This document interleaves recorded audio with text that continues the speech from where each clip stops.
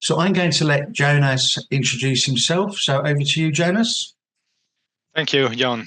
So my name is Jonas Gustafsson, working at RISE, which stands for Research Institutes of Sweden, at the unit called ICE Data Center, where we focus on everything you can find inside a data center, from the chip to the chiller, more or less. Also, everything, power distributions and so on. So thank you.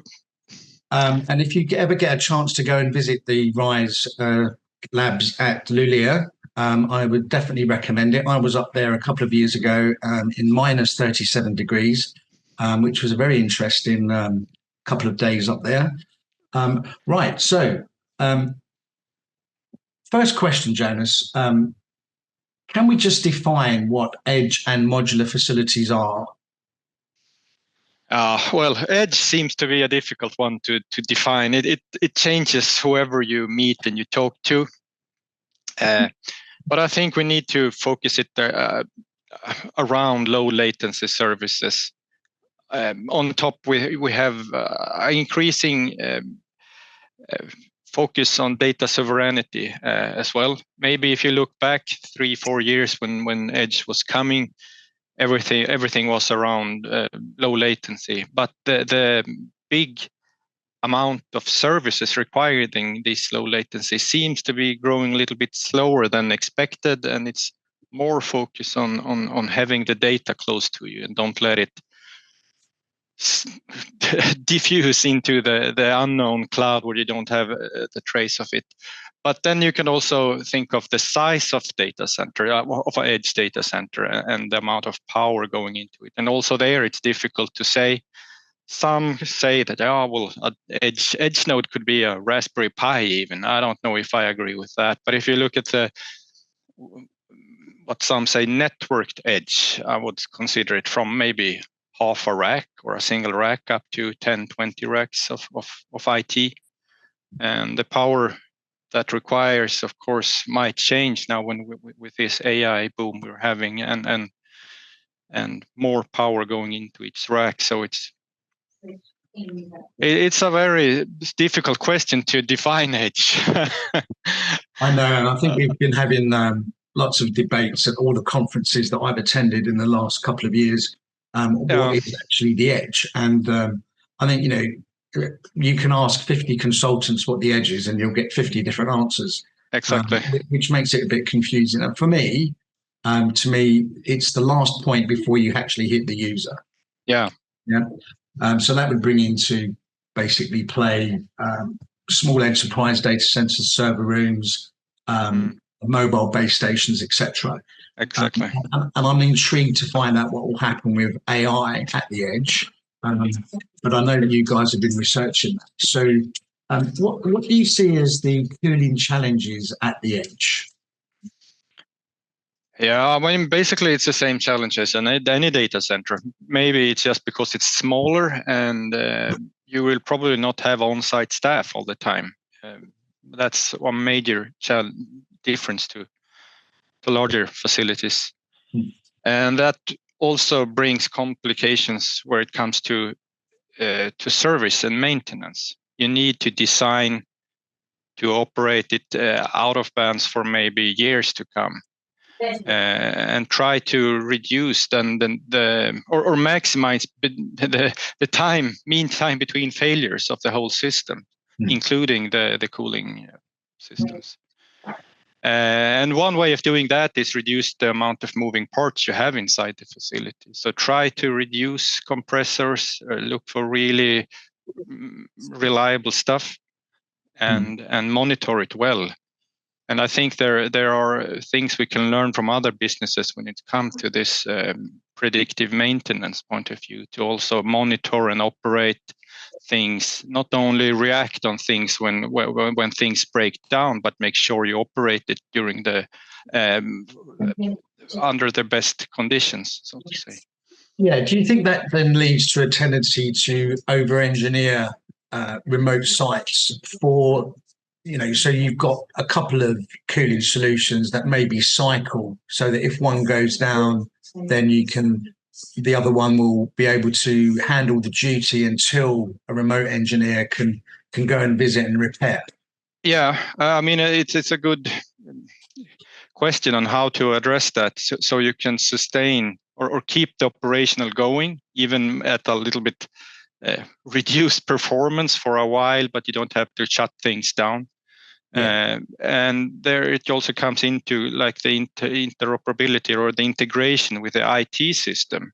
Okay, how hard can you reduce the maybe the quality of services this edge facility provides, given that the cooling capacity has been reduced?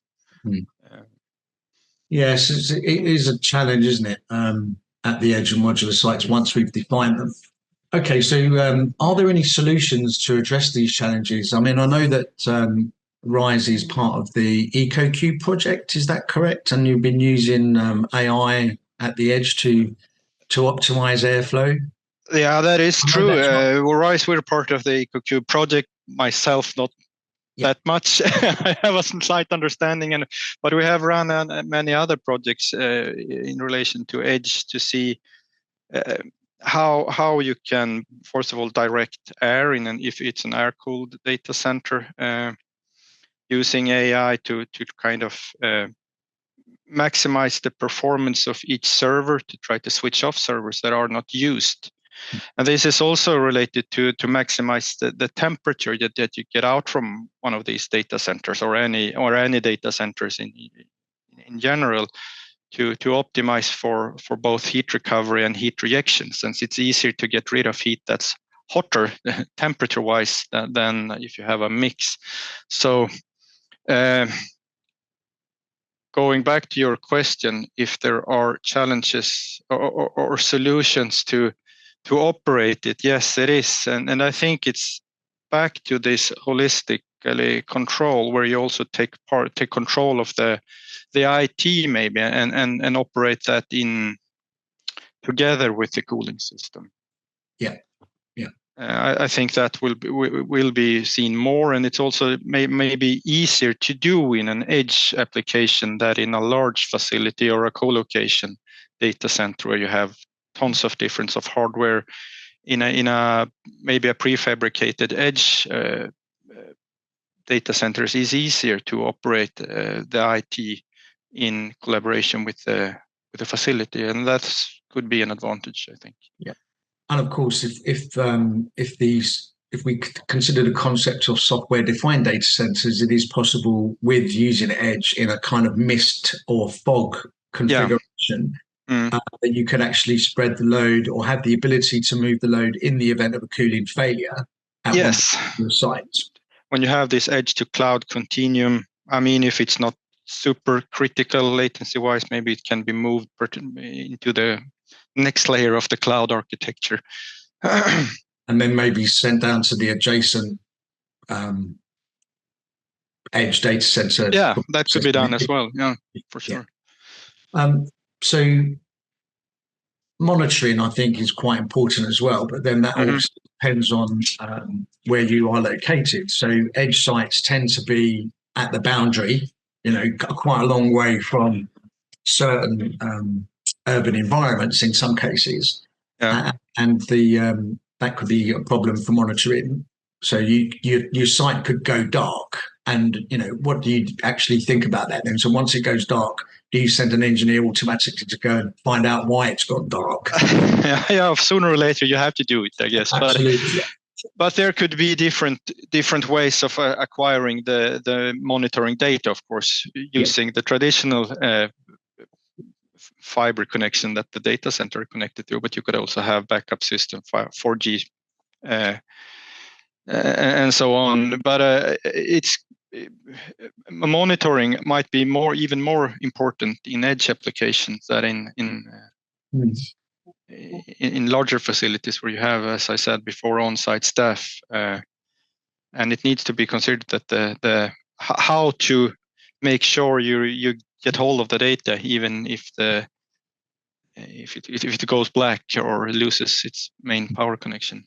Our previous presenter outlined the Schneider Electric approach to cooling within data centers and with their plethora of products and solutions. And I was quite intrigued when he said about the transition stuff, moving from air cooled to liquid cooling. And of course, with liquid cooling, we kind of don't have a cooling problem, because if we're using immersed compute, our problem is to get rid of the heat. But at the moment, everybody wants to use that heat because it's of a higher value than what you would get from air cooled. Yeah. And I think that's quite interesting. So from an education perspective, do you see the need for the design companies and the design departments in IT, global companies and the transmission guys to be re-educated in the use of liquid cooling? Yeah, I don't know if it's re-educated, but I mean, the focus is to maintain the temperature that you get at the CPUs and the heat-producing components inside the server, and try to maintain that temperature as long as possible throughout the heat reaction or the cooling chain. So this is kind of outside the boundary of the data center itself, because we know that the EU are quite hot on waste heat reuse from data centers. And there are a number of projects around at the moment, such as Green Mountain with their lobster hatchery and their trout farm. And I know of projects in Scandinavia that are planning to use the heat into urban greenhouses for food production. And then obviously in the UK, we've got various projects at the moment centered around providing cloud type services for swimming pool and to offset some of the costs of swimming pools. And I think this is a massive opportunity for the IT community, as it were, globally, in the geographic locations where you can actually do this sort of thing, to be more of a integrated with the local communities and providing heat, especially with the energy crisis that's developed through the recent conflicts we've got. And I actually do genuinely believe that some of these guys really need to wake up and smell the coffee and start to look at, and start to address the global challenges of climate change and net zero when they're doing the design. And it seems to me at the moment that it seems to be growth at any cost. And I think they probably do need some education on that. That's just me. Would you agree with that? Yeah, I think I would agree. I mean, recover the heat is something you should try in all cases, I assume. But sometimes it's not possible, unfortunately. And I'm going to present on this next, but the EU Code of Conduct for Data Centers Energy Efficiency is a series of best practices that apply to data centers in terms of reducing your energy consumption and being more efficient and sustainable. And I was looking at it yesterday, and there's 53 cooling best practices that apply, and it covers everything. And I'm going to cover that in a moment. But do you think that more organizations should actually participate formally in the Code of Conduct? And do you think that, we'll talk about that in a moment, but so what's your impression of the Code of Conduct? Do you think cooling is... Yeah, I've skimmed through it a few times and tried to get understanding, and I think it's very well written, and I can't really criticize it in any way. The practices are all good, but I guess the challenges is for the data center operators and the designers and everyone to actually read it and understand it and consider everything that's in there, because it's a lot of stuff in it. And I agree with you. More should be involved in the development of it, and I think it can, of course, be maybe tailored towards different kind of data centers, what to consider and so on. That's an interesting point, and I'll take that to the committee. There will probably be about doing some best practices for specific types. So at the moment, in Europe, we have a number of legislation pieces that have recently been published and are now in force. And without going into a lot of detail, because I'll cover it in the next bit, part of that is to make more use of the waste heat. And of course, we've got the German Energy Efficiency Act, which kind of compels the use of waste heat. And I know that speaking to some German colleagues last week at an event, they are quite worried about how they're going to actually deal with that legislation. So, how do you think? Do you think the legislation is likely to be part of that kind of design revolution to move to more energy efficient and sustainable data centers via using the waste heat? Well, legislation is not really my topic, but yeah. I think you need some kind of push from government and through legislations to actually make data center operators aware and start thinking of how to recover the heat. I mean, in Sweden, it's done. The bigger data centers that recover the heat, they do it through heat pump solution and inject it to the district heating networks. That works sometimes, but you also need to consider what kind of heat sources you're, call it, competing against. I mean, data center is quite low temperature heat. You need quite substantial amount of extra energy, electricity to reach the temperature level that it's possible to get rid of the heat or get rid of or sell the data center in a district heating environment. But I think we heard some of I don't remember where it was, but one of the previous speakers were saying, or he got a question that we don't have district heating outside Scandinavia, and that's partly true. But I know that there are being district heating systems being built in both UK and Germany and Austria and around Europe, and I think it's a big advantage with most of these systems because they are designed to accept heat at a lower temperature. Because they call it the old district heating system we have in Sweden. They are designed for 75 degrees and above. You will not reach there even with the best liquid cooled solution I have seen. You will need a heat pump. But in the fourth generation or fifth generation that are being built now in many countries, which are designed for around 45 degrees or 50 degrees C, with a really good liquid cool solution, you can maybe even reach there without a heat pump, and then you're in a very good situation. So, so you're referring to kind of underfloor heating in residential kind of blocks? You could use that kind of temperature for underfloor heating, also for bigger radiator systems and so on. It depends, of course, how you design the building at the other end of the heating chain. But well, that goes back to my point about the education piece. So know, the data center industry is is actively looking into the reuse of its waste heat because it's being compelled to by legislation. But sometimes government policymakers and local authorities and people that are developing kind of master plans for areas are not they're not aware of this solution. No, they don't see the whole concept. Absolutely. I mean, you can just force someone to, you need to recover the heat, but what's the use if it's some cases I've seen like that. Yes. Yeah, and I'm questioning whether or not it's the role of the industry itself to basically promote itself a little bit more to local authorities and the rest of the world's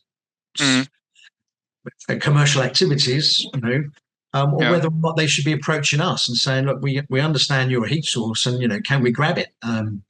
It's quite interesting. I'm looking at a project that's quite close to me at the moment, and I looked through the feasibility study document, and there wasn't a mention of digital heat in any way, shape, or form. It was all the conventional air source heat pumps, CHP plants, and that sort of stuff. So I have actually reached out to them and said, "Oh, can we have a presentation on digital heat? Because I think it might be quite interesting." Yeah, because there's a good example there for instance, where you use ground source heat pumps or other heat pump installations where the source of heat is probably colder than a data center anyway. And in those cases, it's a no-brainer to use the waste heat source from from a data center instead of, I don't know, sewers, water, or whatever you might have as a heating source. But it's part of a wider kind of, it has to be thought about when you're developing or retrofitting or redeveloping an area that you're going to actually provide the system for it. And you know, there's a big project near me at the moment. So I live quite close to the HS2 railway line. I say close to it, it's about 10 miles away. And there is a big project just south of Birmingham. And we had discussions with them last year, and I looked at the master plan, and there wasn't even a data center allocated in this master plan. And very surprising, seeing as there was two universities that are taking space there. And then I approached them and I said, "Have you got a district heating system?" And they said no. And I was like, "Well, you know, why? Why haven't you?" And they just couldn't answer. And I actually personally believe that, you know, anybody that's doing a big development needs to consider A, the IT, and B, how you make use of that waste heat. And I'm just wondering, you know, is that something that we should be approaching some of the architectural firms? You know, because invariably I've done a lot of things in my life, but I've seen brand new buildings with data set or server rooms located in the center of the building with no access to the outside for free cooling. And on the plan, it says server room designed by others. Okay. Yeah. It's good that you get involved in an earlier stage. Well, yeah, we're trying to get involved in an early stage, but you know, sometimes it's quite difficult to find out these projects, because usually when you find out about them, they've already gone through the REBA stage 1 and stage 2, and then you're moving to stage 3 where you've got the more detailed design. But the thing is, the project's been signed off for planning and financing at stage 2. And you know, the concept's already in there. And if district heat or digital heat isn't included, then you don't hear anything. You know, you can't change the design. So I think we do need to speak to the architects. Yes, we do. Okay, and go on. Now, yes, another aspect of that is also the dependencies you create between data centers and heat receivers, and how business models and risks should be divided. I think that could be one of the pain points to get a good solution into place. It is. Who should own what and so on. Yeah. So I worked on the Catalyst project, which was an EU-funded project run by Grid IT Amsterdam and the SDIA, actually. And we did a lot of research into this, and that brings into the concept of the kind of how do you market heat as a data center operator onto it. But we focused primarily on district heating networks and the reselling of data center heat into the market. And as you quite rightly say, usually you have to stick a heat pump in to bring it up to an acceptable temperature for the district heating operator to actually integrate it into their thing. And that can affect the PUE metric, because you now have to include the electricity for the heat pump into your total facility energy. And you know, in a Nordic environment, you'd expect to have a fairly good PUE for a new build, you know, 1.3, 1.2 even. Well, as soon as you put the heat pump in, bang, you're up to 1.4, 1.5. And that can be problematic if you're trying to promote yourself as being as a low PUE source.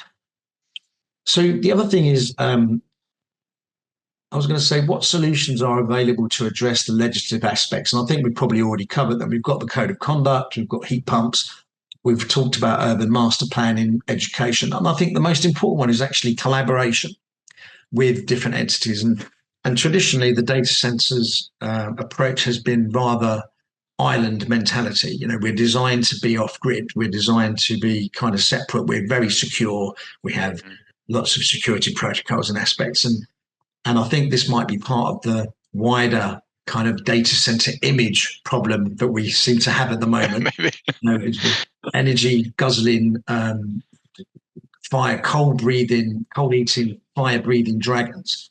And I think some more collaboration is probably in order.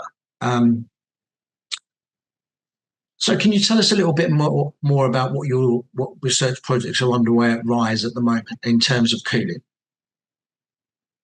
In terms of cooling, well, we're just about to start up a new project where we will look into liquid cooling and trying to reduce the thermal resistance in the heat reaction chain, as I was talking to all the way from the CPU, looking into different thermal interface materials that connect to the heat blocks in a district in a direct to chip system, for instance, and how to maintain the temperature as a highest possible temperature throughout the heat reaction chain. Because even if you're gonna react the heat in a dry cooler, if you plan to recover it in some sense, keeping the temperature as high as possible is, I mean, one of the general challenges here.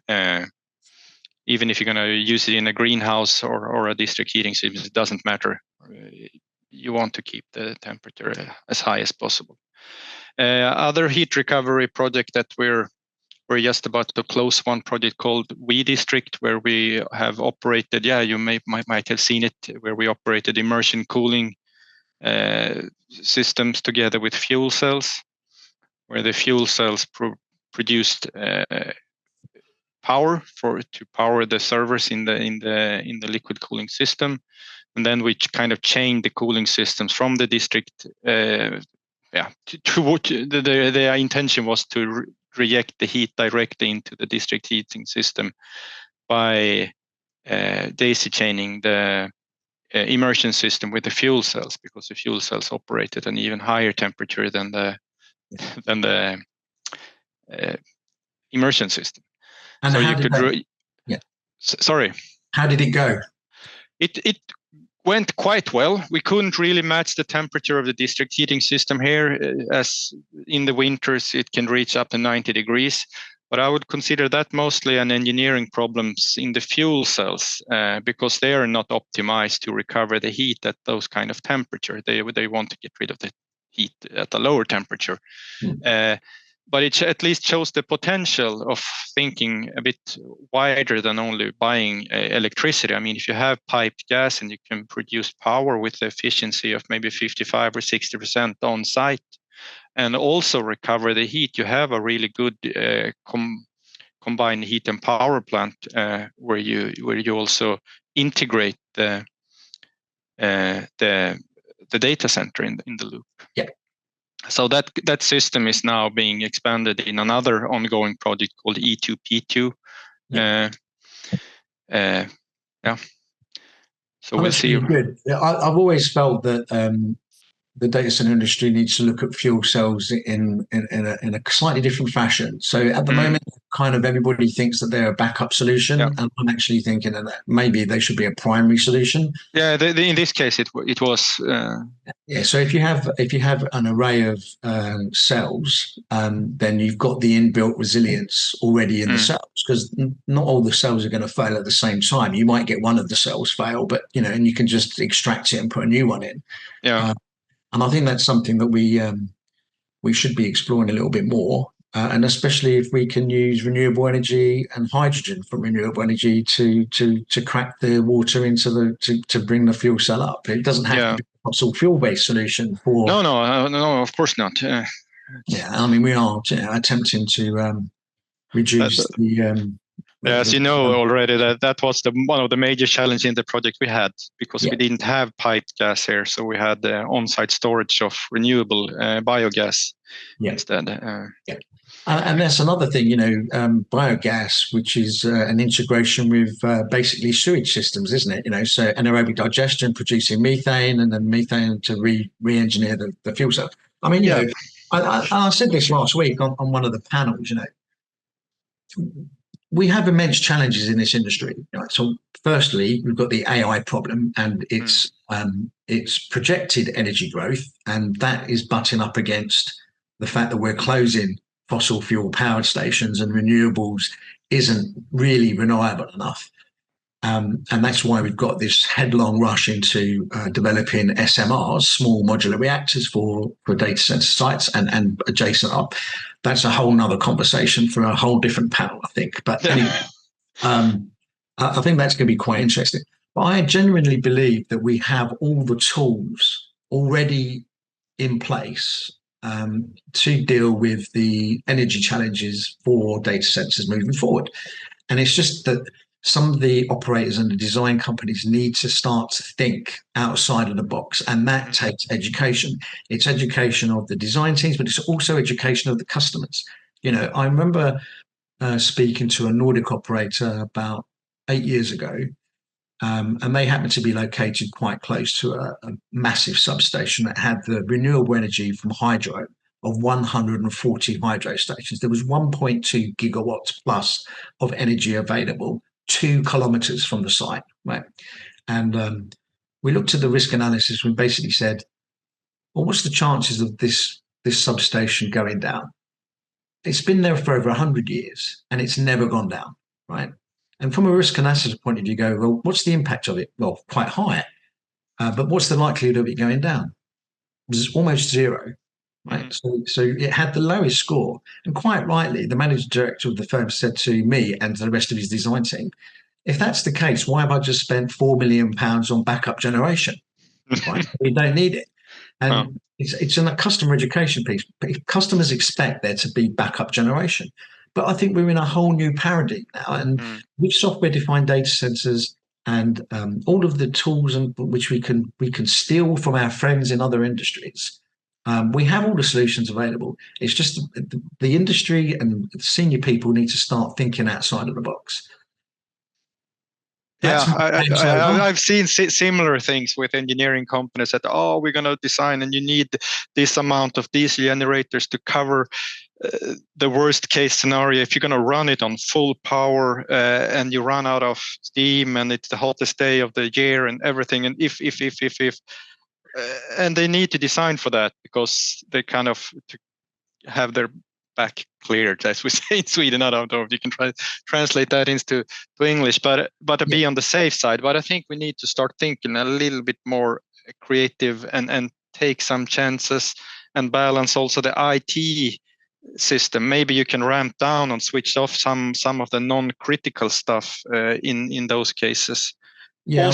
Also, when there might be now we're shifting away from heating, but if there is a lack of power in the grid, for instance, is FCR, different kind of frequency containment reserve actions and so on. We need to be a little bit more proactive also on the IT side, and not saying that we will always have the power available, the cooling will always be there. A hot day, maybe you can reduce some non-critical stuff just to avoid starting that last compressor. Yeah, I mean, and what is truly mission critical in a data center? I mean, we've got this kind of concept that everything, all of the digital services that we consume are all mission critical. Well, yeah, but I don't think so. I agree with you. I think if an email goes down for the day, then fine. You know that it will be back up and running the day after. Go off and go for a game of golf, or or something, or enjoy the summer weather. So there is something there on risk. Anyway, we've got 3 questions, which I think we've only got 5 minutes left. So let's go through those. And let Kelly go through the questions.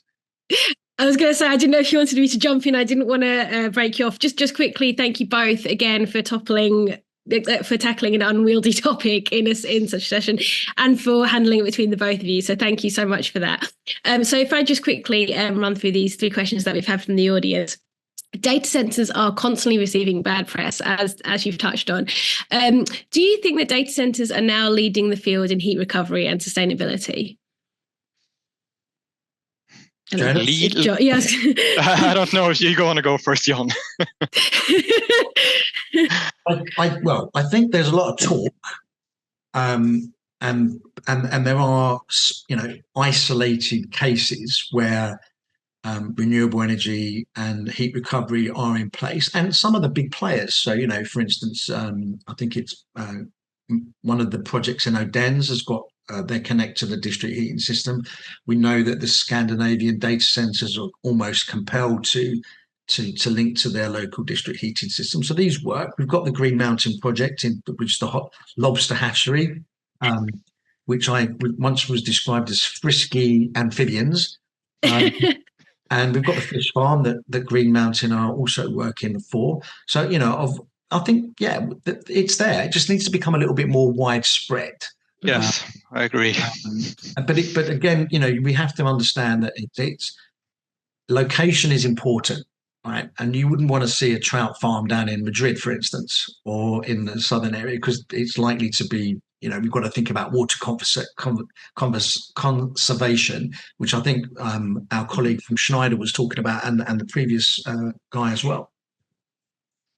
Yeah, but I can just add to that also the greenhouses. If you look at how much food we are importing in Europe, recovering the heat from data centers should be able to improve our own food production.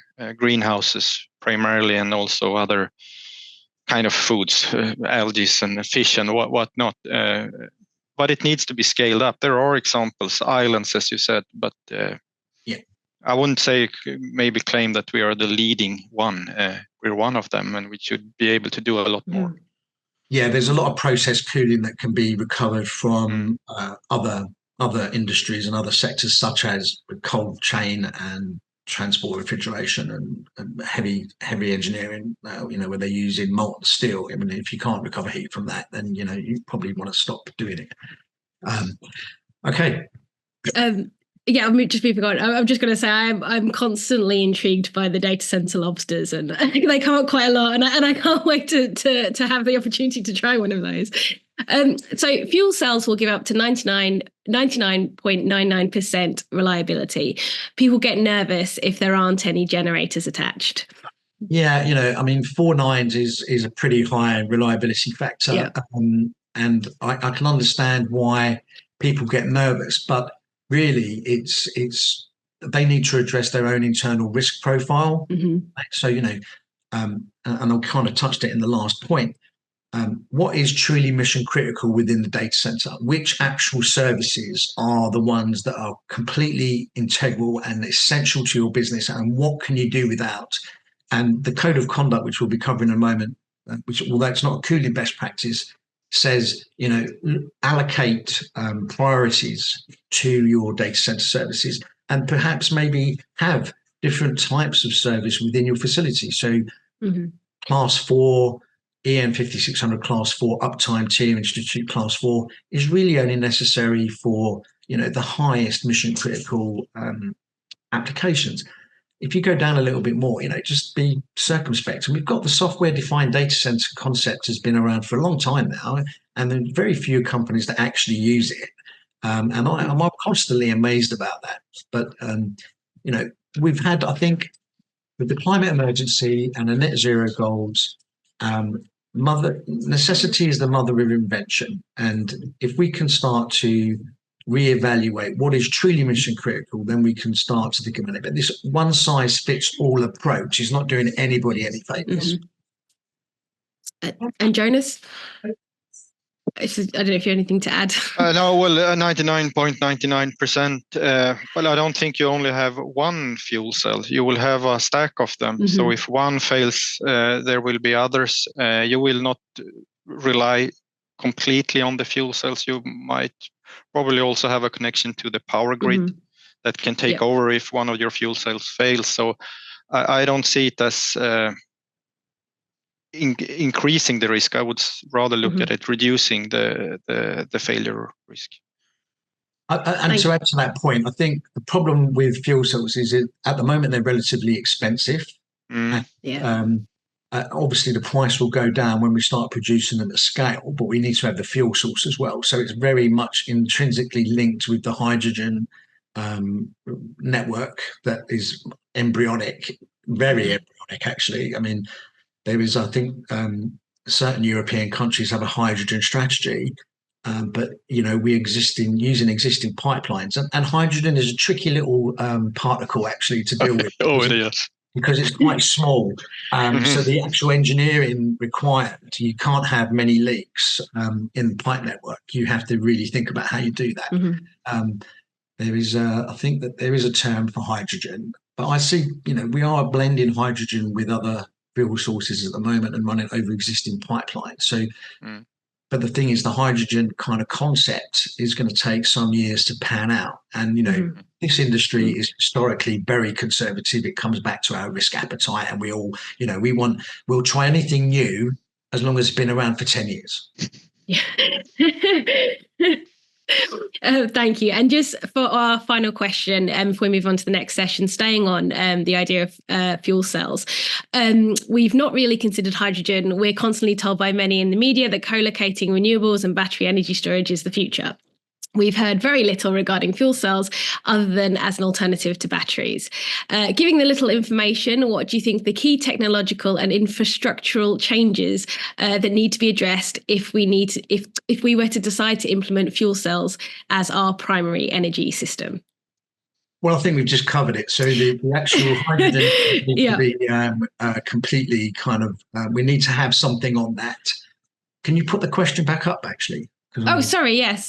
Just bear with me. Sorry, I've literally just. Do you want me to read it out again? It's all right. I can click it on the answer. I just wanted to. Okay. So would you like me to read it out again, or? Oh, that's why I've got it now. So I was going to say, so yes, that battery energy storage solutions definitely have a place in an integrated grid network. Mm-hmm. If you look at Ireland, in some days they are producing far more energy than they actually use. But because they don't have any battery energy storage solutions or even pump storage solutions, it's literally being, I won't say wasted, because I think it comes over the interconnector and it's used in the UK. Mm-hmm. But, Ireland does have a bit of an energy system problem with the large amounts of data centers that have been installed and the unreliability. They've closed a few peat-fired power stations. Mm-hmm. So they should be investing in battery energy storage solutions. And I don't think it's just lithium and containers full of lithium batteries. There are other alternatives for long-term battery energy storage out there. And I saw one last year at an event I went to in the United States using sodium ion. Right. So, and that's again, it's embryonic, but and it does depend on raw materials that we can access. I think that's a good thing to remember if you're going to build out massive battery storage, looking at the whole life cycle assessment of them, because they are not coming for free from a sustainability point of view. And then if you're going to use them just for a short amount of time, the kilowatt hours they produce will have a lot of carbon and other emissions entitled to them. So back in the day, in the UK, we used to have an organisation called the Central Electricity Generating Board, and they were the guys that were responsible for planning the UK's energy infrastructure. And they actually developed 2 pumped storage solutions using baseline nuclear electricity to pump water from bottom reservoirs up to top reservoirs, and then using the top reservoir as a battery. So they used to kick in half time during the World Cup final. Everybody goes out and puts the kettles on, and bang, we need a bit of extra power. And they went from 0 to 400 megawatts in 20 seconds, right? Now these are big infrastructure projects, but we don't have a central electricity generating board anymore. So there's nobody that's doing this kind of long-term energy planning in the UK. And that's a result of, the dash for gas in the 90s, and to be perfectly honest with you, the abject just uselessness of the UK planning in terms of energy departments. I mean, this energy policy, we've privatised it, or maybe it should be brought back into centralised things so we can start to do this in the future. And, as I said last week on the panel, necessity leads to invention. Is the mother of invention. And, if the free market can't provide the energy that's needed for these new data centers and the growth, electric vehicles and heat pumps that we're planning to install across the UK as well, maybe some central planning has to take place. And that, and I'll hesitate, I wouldn't say this in an energy panel, but, maybe some of the utilities need to start stepping up their game. But coming back to the second part of that question, I think obviously we've got the great grid upgrade underway at the moment, right? And I think that's 19 projects that are to connect offshore wind, onshore wind, and other renewable energies into the national grid. A lot of people think that the energy system is stable. It's never been stable. It's always been in a process of evolution. So the existing 400 kilovolt high tension grid was only started in the 60s, right? So and that's only 50 years ago, and that infrastructure is being replaced. But I think if if the generating board, the CEGB, had been around, we would have already had our infrastructure in place, because we would have foreseen this and developed it. But because that department was closed down, we have had very little long-term energy policy and planning done in the UK for probably 40 years. And we're now reaping I won't say rewards, because it's certainly rewards, but we're reaping that situation. The consequences of our inactions, perhaps. Yeah. And thanks for that. Jonas, have you got anything to add before we move on? No, not really. Infrastructure change. I don't know if you're going to implement fuel cells running on hydrogen. That's it will take some time. But having fuel cells close to the data center as a primary power source to power your data center, I think that's a quite interesting aspect, because you can run it on traditional gas you have in your pipe gas network already now. It doesn't need to be pure hydrogen. And that thing, I think we will see more of as an alternative power source to the grid, to generate your own power. But just on that point though, Kaylee, I go to a lot of events, right? And I speak to people. Absolutely. And I'm looking at LinkedIn stuff, and I'm hearing, data centers are going to be built here, and there's a data center going to be built there. And I look at them, and I make a point of going onto the planning portal, and I look at some of the documentation that's provided, and you look at the design, and I'm just thinking, man, I could be back in 1980 or 1990 looking at some of these designs, and I do not think that that can continue. We need to start. We need to have 21st century data center designs for the 21st century. We can't get away with 20th century designs for the 21st century, because they are, they're just not up for the job. Inadequate. Yeah. Okay. I'm going to draw a line under that, but I just wanted to thank you again both so much.